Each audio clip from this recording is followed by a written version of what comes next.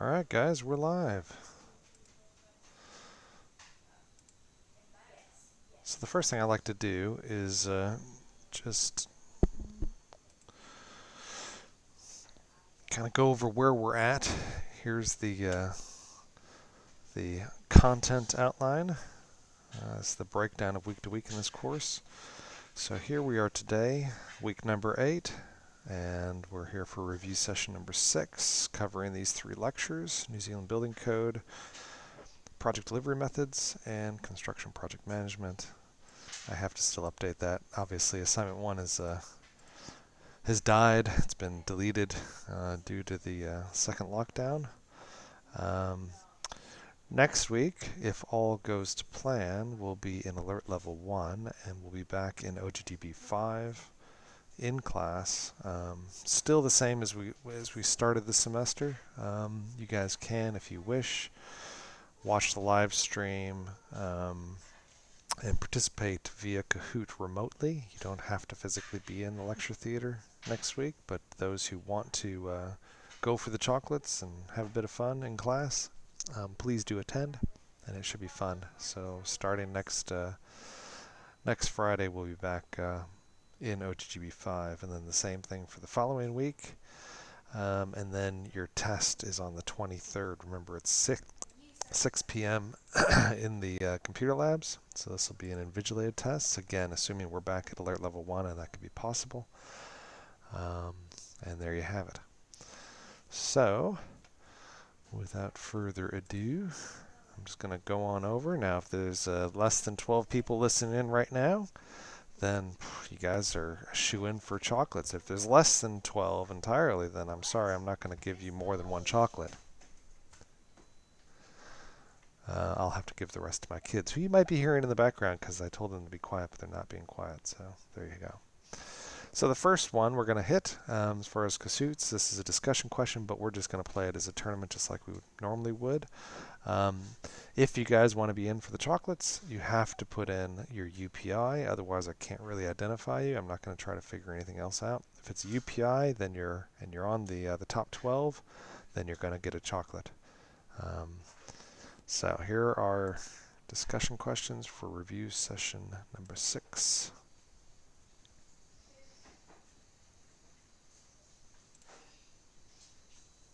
Alright guys, here comes the pin. We'll see how many's out there. Hopefully I'm just not talking to myself. But I guess I'll just have all the chocolates if that's the case. So the pin for the first Kahoot is 5176094. 5176094.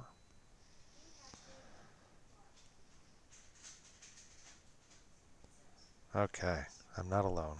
There's a few of you. 5, 6. Let's at least get 12, guys. Come on. 7, 8. Come on. 8, 9. 9. Can I get 10? 10? Come on. Get somebody else in here. Let's at least get 12. Come on. Alright, well, I'm just going to play it. So you guys, as long as you stick with me and you don't drop out, each of you are guaranteed to get a chocolate. Isn't that cool? And you could actually learn something along the way. Plus, there's something I was going to give you some hints. I was hoping there was more student, but you 10 are going to get all the hints. So that's cool. How cool is that? It'll come in handy on the test, I can tell you that. Okay. Okay, you must have told somebody else. 11. So we're going to get started. Here we go. First one for the chocolates. True-false question. 5 questions. Proprietary systems with brands appraisal certificates do not have legal status, so they could be rejected for code compliance certificates, CCC. Is that a true statement or false? Could you have something with brands appraisal certificates and actually get rejected for code compliance? Remember, this is best answer. Best answer. Some of these things are debatable. That's right. It's true. This is not the same thing as code mark. Okay, brands appraisal certificates is not a legal status, but in reality, it essentially is. If the council looks at your building consent application and sees these appraisal certificates, they're going to give you the tick. Which project delivery method can take advantage of the concept of multiple primes? Not Optimus Prime, multiple primes. Traditional design bid build, construction manager as advisor, CMA, construction manager at risk, or design build? Which one takes advantage of multiple primes? Ooh, what the heck? That's Guessomatic. All right, that's traditional design bid build. And what multiple primes is about is you do have a traditional setup to where you are working with the architect, you're putting together plans and specifications, you go out to tender, and what the multiple primes is all about is realizing that, there's some big ticket items in the building, say in a large high-rise building, for instance, things like mechanical systems, the air conditioning system, heating system, things like elevator systems, maybe electrical and networking, cabling and whatnot. Okay, there's some big ticket items that if you want to cut out the middleman, which is essentially the general contractor, you could have multiple prime contractors or general contractors. You have maybe one for the foundation system and superstructure, and then you will maybe contract out more directly with some of these big ticket items, and therefore you cut out the middleman, and it should, if you're savvy and you can handle that extra stress, it should save you some money. But you do that through the traditional design bid build. Typically, once a project scope under construction manager at risk is well defined, the construction manager, or CM, shifts and becomes and the analogy I gave in the lectures is they have a hat. They start on with one hat, that's the CMR hat, and then they take that hat off and they put on another hat. And it's not a MAGA hat, could be, but probably not a MAGA hat. They put on some other hat. Is that a general contractor, project manager, engineer to the contractor, or CM? Oh man, you guys nailed this one. Okay, that's right. They become the GC, the general contractor. All right, so they start off being a good buddy. You go out and have beers and all that stuff, enjoy each other's company, and then once things are well defined, generally the contract will shift, and they will no longer be kind of your buddy, but they will be kind of, they could still be your buddy, but they'll be more adversarial is what tends to happen. You go to some kind of fixed price, and the relationship might not be as cozy after that.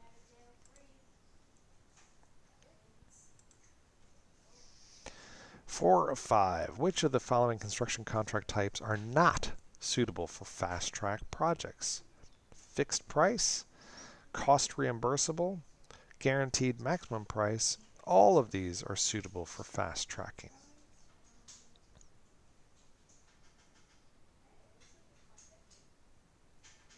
And again, this is looking for best answer. All of this is kind of negotiable. Oh my. Oh, that's a train wreck. Okay. The reason why fixed price is the best answer here is generally fixed prices come in a situation where all of the design is known, all of the questions are answered, all of the specifications are determined, and then you go out and you get your price. And the way you could fix it is because everything is known. That kind of defeats the purpose of fast tracking. One key thing about fast tracking is things are not all known. So you start off with limited information and you're figuring it out on the fly. Hence the fast tracking. It allows you to go faster. But because of that type of approach, you can't tend to fix things. You could fix them maybe later on, but you can't fast track it because you have to design and figure everything out in order to get the fixed price. Therefore, it's a slow track project. Can't be fast track. True, false. As the name suggests, job activities on the critical path are vital to the project and consist of high-value works. So this is job activities on the critical path. That's the key phrase here. Are vital to the project and consist of high-value works. Is that a true statement or a false statement? Here we go. Man, what is going on with you guys? See, this is what I do. I put it in, I just make it sound so correct. It has to be. Critical path, come on, of course it's high value. But that's not the case. So what critical path is any job activity, no matter how mundane, this is the way I put it to you in the lectures, no matter how mundane, it could literally be, Joe with a broom sweeping the floor. Joe must sweep that floor in order for the next step to happen. Okay, sweeping floors and tidying up is not high value. Okay, it's the lowest cost you're going to have on the job site, but you got to do it. Because if Joe doesn't sweep that floor, if his broomstick is busted or Joe's leg's busted, nobody else can pick up the broom, then that is on the critical path, and it will then, if Joe is 2 days without sweeping the floor, then the whole project gets delayed by 2 days. That's the concept of the critical path. Anything that on the critical path has zero float, and it has a knock-on effect, direct knock-on effect to the entire project, and it will delay the entire project. It doesn't have to be high-valued works at all. Here we go. I'm going to skip that animation. I'm just going to go next, view the floor report. I just want to see how many people are in here, to be honest. Ooh, 16 players. Not everybody's going to get chocolates. Makes it a little bit more exciting. So there you are. Oh, I'm sorry. Paulo Costa. UPIs only. Cave in. Congratulations. Paula, put in your UPI. All right. And we're going to close all that. Let's see, where are we? Let me just close these tidies up. Boom, gone, gone. And tournament number 1, play. Okay, so the second one, again for chocolates.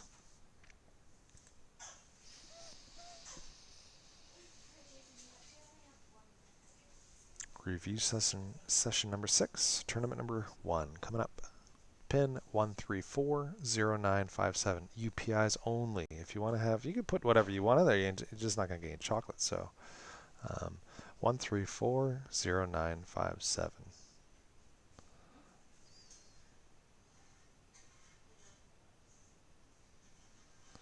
Come on, at least 12 of you. That's good. There was 16 last time. Let's see how many we got now. 14, 15, 16. Anybody else? Oh, 18. Hey, Paul, get out of here. I told you not to do that. 17. Put in a UPI. All right, here we go. Start. Tournament number 1. 3, 2, 1. Starting off with a quiz. The building code does not generally ensure building occupants' comfort and convenience. Is that a true statement or a false statement? The building code does not ensure building occupants' comfort and convenience. Sounds like a tricky one. Boom. True. That's right. That's not what the building code's about. Safety, yes. But whether you're comfortable or not, and whether something is convenient for you, nah. Not what the building code's all about. 2 of 5. How are the costs of the building controls system primarily funded here in New Zealand? Through our income tax, goods and services tax, GST, user pays through consent fees and the like, or local rates, property tax, things like that. How do we fund this building controls system? Oof, almost perfection. Man, you guys are on fire now. Very good. 3 of 5. Which entity is empowered by the 2004 Building Act to issue building consents? Is it a BCA, a TA, an MBIE, or regional council? What is empowered in the Building Act? Which of these entities? It's a bit of a trick question. There is a best answer, though. That's the best answer, BCA. Technically, a TA is also, but a TA becomes a BCA. BCA is your best answer in a situation like that. It's a Building Consent Authority. That's what BCA stands for. With consented building work, you can apply for a certificate of acceptance in place of a CCC.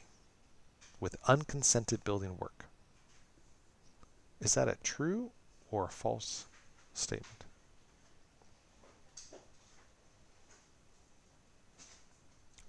Is this a trick? It is not a trick. But there is one tricky thing about this.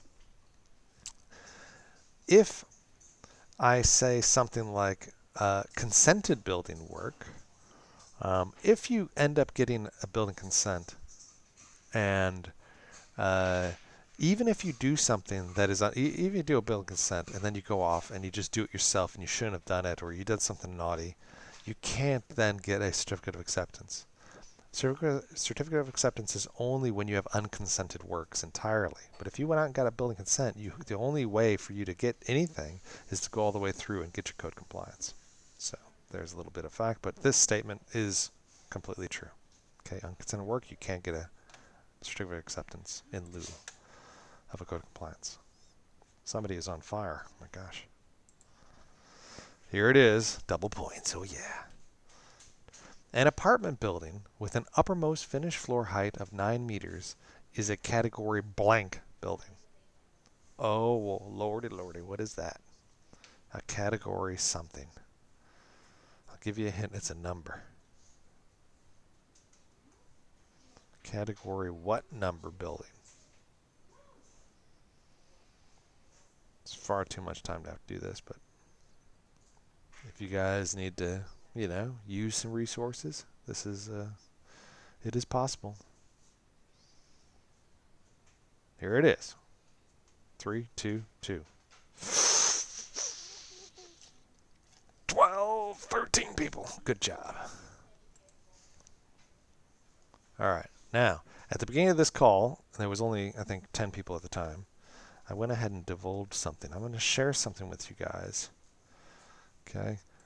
So here is, I'll get back to who won the chocolates in a second. But here is a web page, licensed building practitioners. It goes through building categories. Okay, not the neatest web page I've ever seen. Not so super easy to get through. But anyway, one thing I want to point out here, and it was stated in that last Kahoot question, and there's a graphic that helps show this. Okay, I think this graphic here, building height. Usually when somebody says building height, they think, okay, if I go from, say, the pavement or grade level right up to the tippy top of the roof, that's the building height. That's generally how we think of building heights. But building height in this category system is to the finished floor. So you see like this dimension here, 12 meters up to that finished floor. All right. So if, for example, I'm not saying that I do this, but maybe, I just might, make my own little drawing and show a couple dimensions and show that extra dimension there and ask you a question about which category a particular building falls into. And now if I were to do that, I probably would be somewhere between category 2 and category 3 if I was really tricky. All right?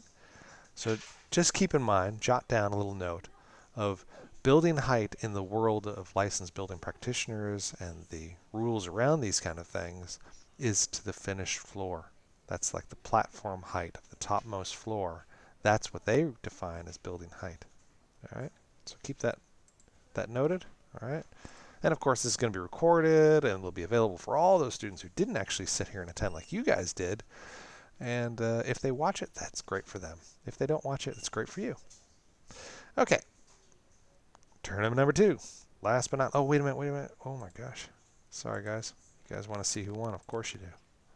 View report. This is the second tournament.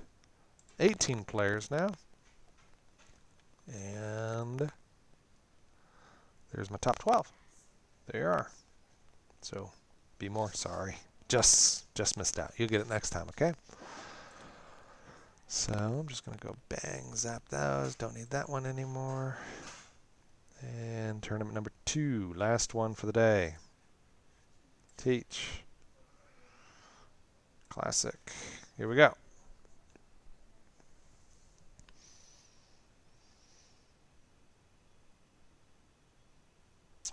The pin for tournament number 2, review session number 6, is 1554852. There was 18 people that played the last one. Come on. Your odds are very good. Yeah, I know you guys can do it. If you didn't win so far any chocolates, give it a go. The force is strong with you on this one. Here we go. Start. Tournament 2. 3, 2, 1, bang. Number 1. The project delivery method that requires the most owner coordination and responsibility is... Which of these? Oh my gosh. Traditional design bid build, construction manager at risk, construction manager as advisor, or design build. Which one does the owner have the most responsibility? They have to know what the heck they're doing, to be honest. And they're taking some additional risks, but they could save a lot of money. That's right. CMA. Why? That's because the construction manager is the advisor. So here you have a situation where the owner is contracting with each and every sub. Depending on the complexity of the project, it could be dozens and dozens of subs. So by contracting direct with the plumber and the electrician and the foundation subcontractor and the steel frame subcontractor, or whatever it is, every single one, you cut out the middleman almost entirely. All you got to do is pay this dude or girl, construction manager, and that person is your advisor. But ultimately, you sign the contracts and you take all the risk. But you take all the benefit of cutting out the middleman too. Number 2. Which method often starts with a guaranteed maximum price GMP and later switches to lump sum? So which of these methods starts with a GMP and switches over? Is it a traditional design bid build, construction manager at risk, construction manager as advisor, which we just talked about, or design build? Which one has the hat of a certain thing and switches over to general contractor lump sum? That's the one. Construction manager at risk. So at first, essentially the general contractor is a consultant to you and gets paid for their time. So they get paid for the time and advice they provide. They sit down, they go and have nice long chats with you and the architecture team and the engineers, and you all work together. But at some stage, and they put a sky-high price on things as far as how much this project can possibly cost, because the scope at that time is limited. But they'll put a bit of a sky-high price, but once things get sussed out and sorted, they'll convert it to a lump sum or fixed price. And at that stage, they switch over to a general contractor, and they're no longer kind of being paid for their time. They give you a fixed price, and their profit then comes out of that fixed price. Number 3. Builder's risk or contract works insurance covers, and all kinds of things to read here. Damage to nearby property, real or personal, damage to the building under construction, theft of contractors' materials or tools, costs related to physical injuries to construction workers. Whew. All risk. Builder's risk. That's the one. What that really does is covers the work that's under construction. Classic example is the Sky City new convention center, where supposedly some young apprentice or something, is the story I've heard at least, left a torch on or something like that and caused this massive fire. All right. So part of that, a lot of that damage was to the building itself. The building was under construction, and contract works would kick in and basically pay for that. It's maybe a more simple way to think of it as your house. If you have somebody come out to do work on a bathroom or whatever, or who knows, add an extra bedroom, well, there's this existing house sitting there, and so the contract works is there to protect the new stuff that's putting in and the existing property that's being modified or altered. 4 of 6. The value of bid bonds are commonly equal to the full contract amount. Is that a true or a false statement?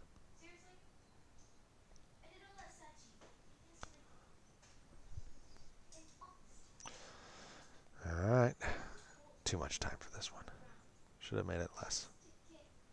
Come on, guys. You got it. That's right. False. That would be way too much. So the concept of the bid bond is, and it's usually about 10% of the contract amount, somewhere thereabouts, is if somebody comes in and they lowball things, and the prices all become known, and the person who put in the lowball offer goes, ooh, I didn't actually see this other information, or I just made a boo-boo. A bid bond could be called and says, okay, dude, now you just lost X millions of dollars or whatever it might be, because there's a cost. Then go and redo the tender process all over again if it comes down to it. That's what the bid bond covers. So if you're the lowest bidder, or you do something stupid, then the bid bond pays for redoing this whole exercise, which is a fairly expensive exercise. All right. 506. What's the typical unit of time in a network consisting of sequentially ordered job activities? So if we set up a network in project management, what is the kind of typical unit of time that we're dealing with? Okay. That's right, working days. Now, one thing to keep in mind, and I mentioned this in the lecture, is although working days is your typical network time, within that network, if you're doing anything like, say, concrete pours, you have to watch for calendar days will slip in there because concrete works on the weekends too. So concrete cures and things like that. So in a network, it's not all as simple as just purely calendar days. There might be aspects of it that have, properties, things going on in the background that work on a calendar day. But by and large, we're dealing with working days in a network. Last one, type and answer, double points. A job activity is deemed to be on the critical path if its total float time is equal to what? It's a number. You either type it in, spell it out, or write it in. Again, way too much time on this one, but hey, if you need to go and look something up, phone a friend, whatever you got to do to get it right and get your chocolate, hey, more power to you. 2, 1.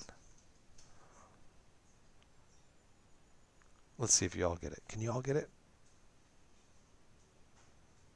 12 got it. Okay, I don't know what that percentage is, but anyway, 0. That's right. 0 float time. I mentioned it earlier, I think, in the discussion questions.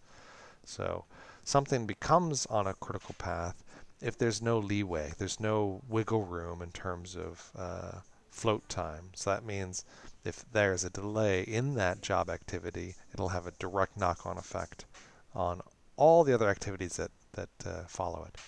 And because of that, that delay will delay the entire project. Hence, it's being critical. All right, I'm just going to skip that. And view the full report. Yes, I want to view it. 19 players now.